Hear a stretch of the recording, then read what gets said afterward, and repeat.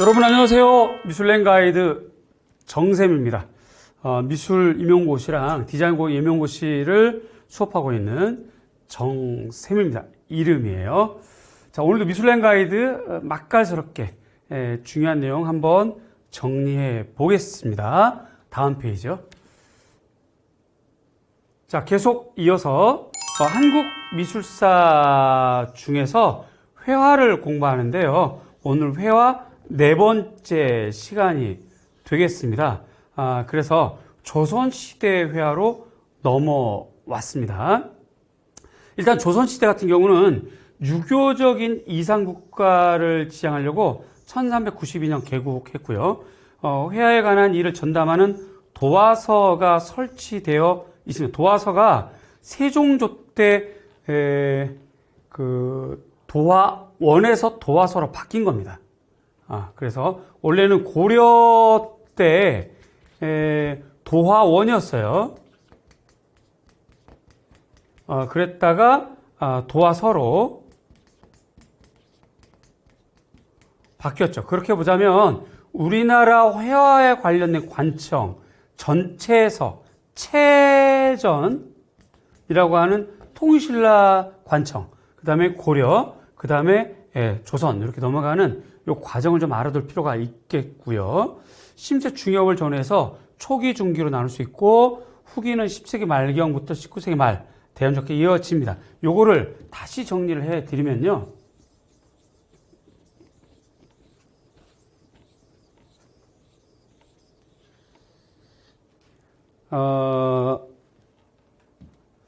우선 초기, 그 다음에 중기, 그 다음에 후기, 그 다음에 말기 이렇게 정리가 되겠죠. 건국부터 그러니까 1392년부터 1550년 대략 이렇게 잡습니다.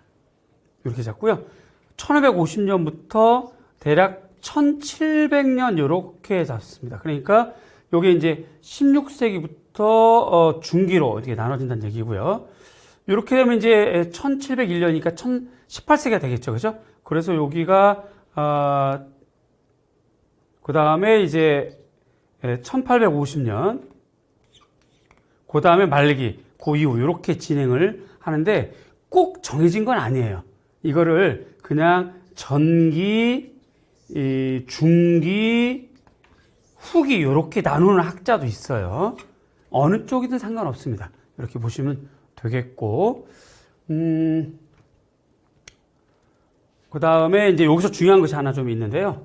이것도 좀 지워보고요.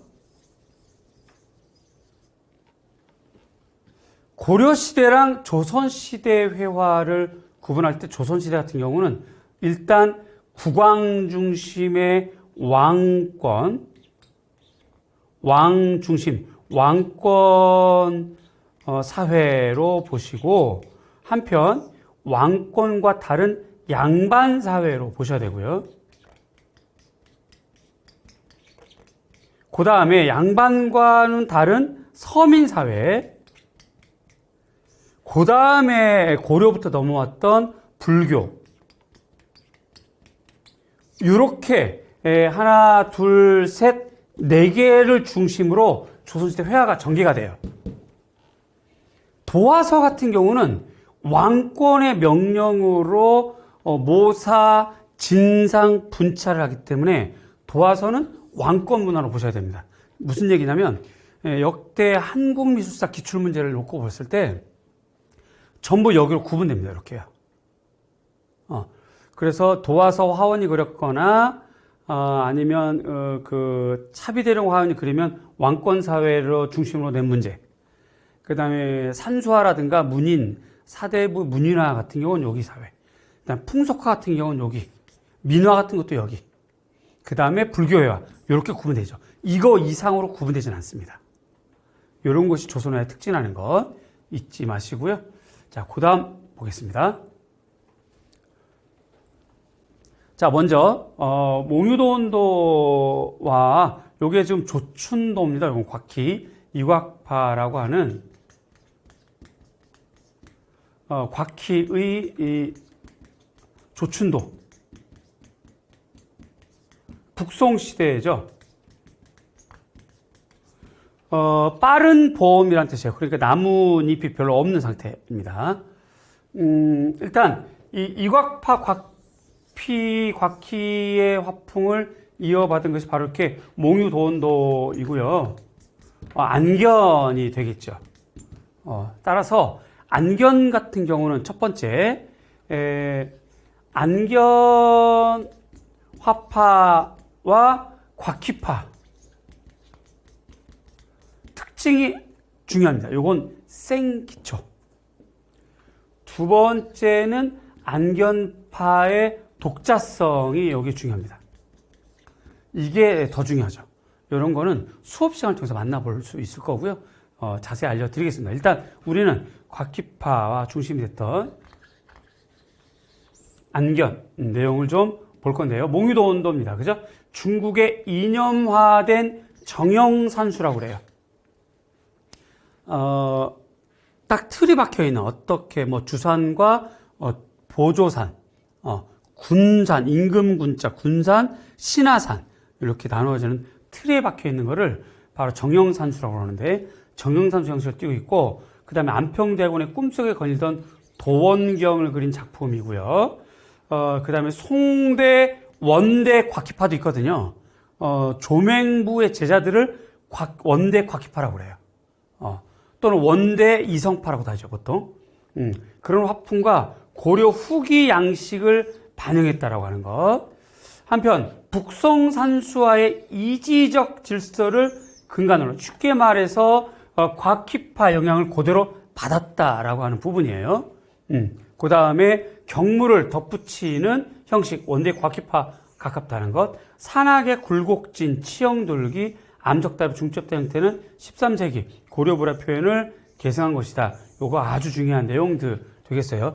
이거를 미술랭가에 대해서 이렇게 공개해도 될지 모르겠다 하는 생각이 들 만큼 매우 중요한 주제가 되겠습니다. 다음이요. 좀 자세히 좀 보겠습니다. 요 작품 같은 경우는 작가 미상 작품인데 소상야우도라고 그래요. 소상팔경도의 제5폭에 해당하는 건데 안견화풍의 특징, 북송대 곽희파 점차 남송대 마하파 양식을 가미했다.